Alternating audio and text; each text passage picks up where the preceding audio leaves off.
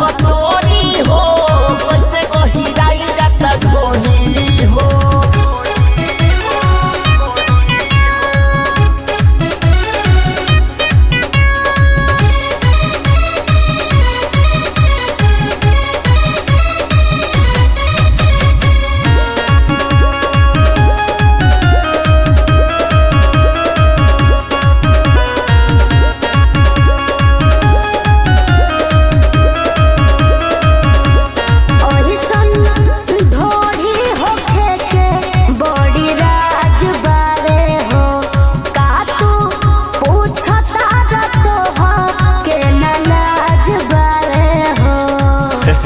अरे मैं लाज के क्या बात पावे हो बात दूसरा पावे हमके भाड़ा मावतारू हो करुआ तेल से में बोरिंग करावतारू हो।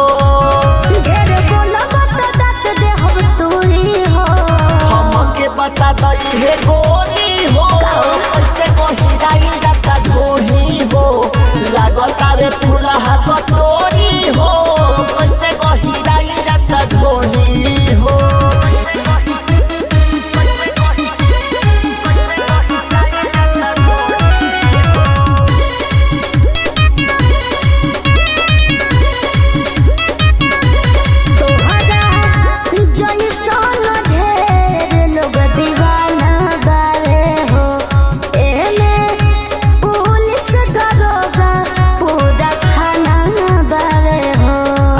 बात बा सुना अमरे सब बलू हाथ दुनो मलता रे हो तोरा चक्कर पवन यादों से चलता रे हो।